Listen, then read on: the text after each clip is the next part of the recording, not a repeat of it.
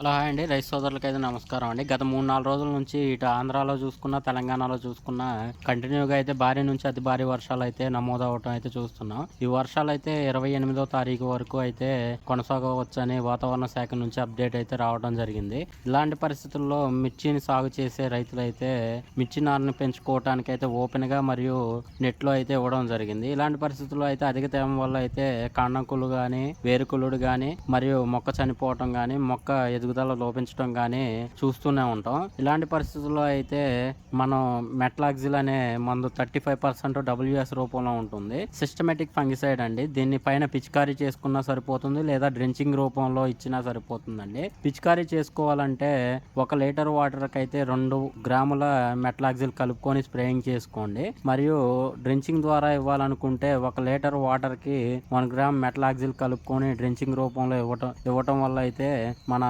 ముందుగా అయితే కాండం కుళ్ళుడు గానీ, వేరుకుళ్ళుడు గానీ రాకుండా అయితే నివారించవచ్చు. దీంతో పాటుగా అయితే అధిక తేమ ఉండటం వల్ల అయితే మన మిర్చి నారు అనేది భూమిలో ఉన్న పోషకాలు తీసుకోవటానికైతే చాలా కఠినంగా ఉంటుందండి. అందువల్ల ఈ ఎదుగుదల అనేది మొక్కలో కనిపించదండి. సో, అందువల్ల ఈ టైంలో అయితే మనం పైన పిచికారీ ద్వారా ఇచ్చినట్టయితే పోషకాలని మొక్క ఆరోగ్యంగా ఏపుగా పెరిగే అవకాశం ఉంటుంది. దీనికోసం అయితే ఫార్ములా 4 అని ఏరిస్ కంపెనీ వాళ్ళది మ్యారినో గోల్డ్ కానీ, లేకపోతే టాటా వాళ్ళది సర్ప్లస్ అని ఉంటుందండి. వీటిలో ఏదో ఒకటి మెట్లాక్సిల్‌తో కలిపి కొట్టుకున్నట్టయితే పూర్తిగా అయితే ఆరోగ్యంగా మొక్క ఎదగటానికి ఉపయోగపడుతుందండి. ఇలాంటి మరిన్ని వ్యవసాయానికి సంబంధించిన వీడియోస్ కోసం అయితే మన ఛానల్‌ని అయితే సబ్స్క్రైబ్ చేసుకోండి, ఫాలో అవ్వండి. Thank you all.